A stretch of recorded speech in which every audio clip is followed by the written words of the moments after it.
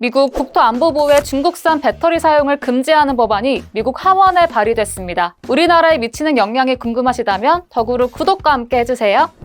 11일 업계에 따르면 미국 공화당 하원 의원들은 최근 국토안보부가 중국에 본사를 둔 6개 업체의 배터리를 조달하지 못하도록 하는 법안을 발의했는데요. 하원 국토안보교통해양안보소위원회 위원장인 카를로스 히메네스 의원이 주도한 이 법안은 해외 적대국 배터리 의존 분리법이란 이름으로 발의됐으며 미국의 공급망을 중국에서 분리하는 것을 목표로 합니다. 히메네스 의원은 성명을 통해 우리는 가장 큰 지정학적 라이벌에게 중요한 공급망에 대한 지배력을 계속 양도할 수 없다며 중국 공산당이 국토안보부의 리튬이온 배터리 의존으로 얻을 수 있는 경제적 안보적 취약점을 악용할 수 없도록 하는 데 의미가 있다고 설명했네요. 동참한 의원 4명은 중국이 전 세계 배터리의 약 80%, 리튬이온 배터리의 약 75%를 생산하고 있다고 지적하며 관련 기술에 대한 중국 의존도를 낮출 필요가 있다고 강조했는데요. 앞서 조 바이든 대통령은 중국산 전기차와 배터리 등에 대한 관세를 대폭 인상하겠다고 발표하기도 했죠. 과연 이 법안이 한국에 미칠 영향은 어떨까요? 자세한 이야기는 한양대 이정환 교수에게 물었습니다.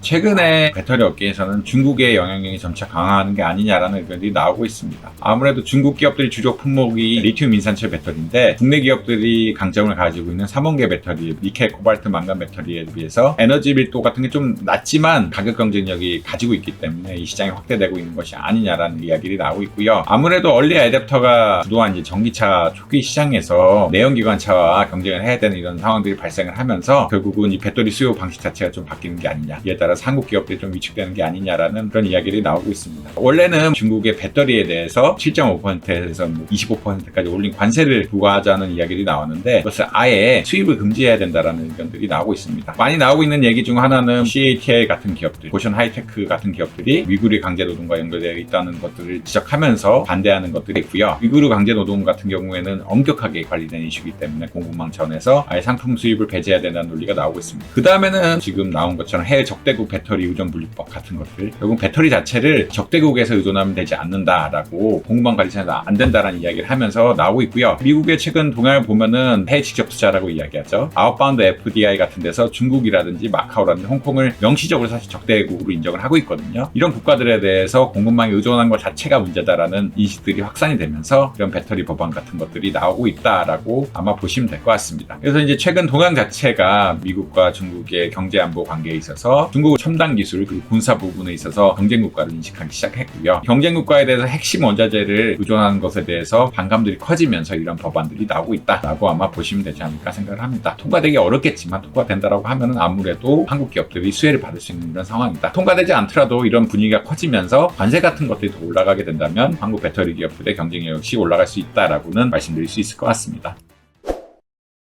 오늘 덕으로에서 준비한 소식 어떠셨나요? 더 자세한 내용이 궁금하시다면 덕으로 홈페이지와 유튜브 구독을 통해 만나보시기 바랍니다.